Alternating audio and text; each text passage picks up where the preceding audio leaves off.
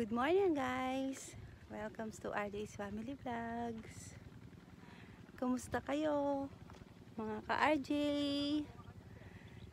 Yan, busy tayo sa farm ngayon. Magtatanim at maglilinis ng mga kalat dito. Tsaka magpuputol tayo ng mga halaman. Magtitrim tayo.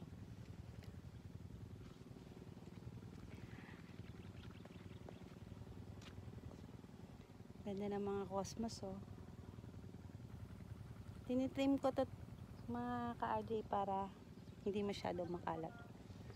Sa ngayon guys, ang mulberry picking natin ay off season na. Naubos na ang mga prutas. Maraming salamat sa mga pumunta dito sa RJ's Farm at nag-enjoy sa pagpipicking. Maraming salamat sa inyong lahat na nag-iimbita at nag-iimbita sa mulberry picking ng RJ's Farm.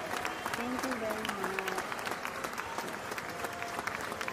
Meron pala tayong bago ngayon. Nag-process na po tayo ng mulberry tea. Sa mga bibisita po dito sa RJ's Farm, meron na po tayong available na mulberry tea. Pakita ko sa inyo.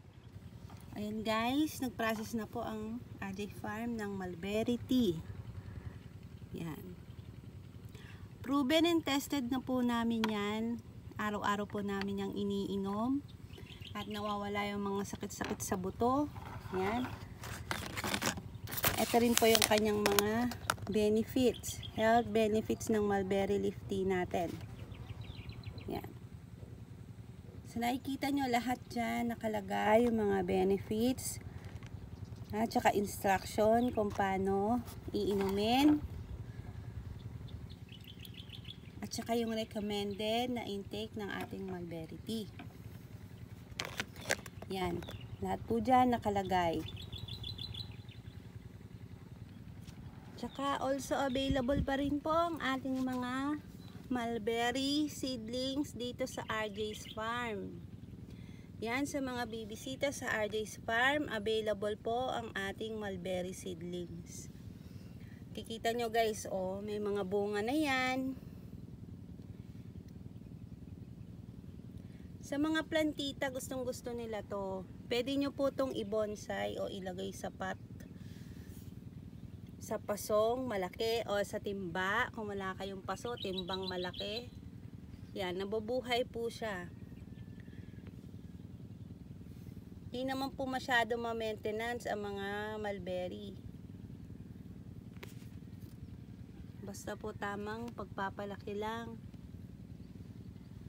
Tamang may shading ng araw. At huwag masyadong didiligan. Ayaw ng mulberry ng sobrang basa ang kanilang lupa. Ayan ang tips na bigay ko sa inyo mga guys.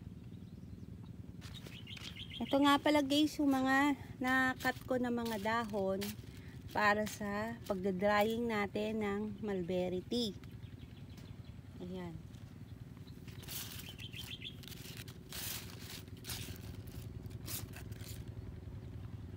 Dahil tapos na ang ating pagpipicking,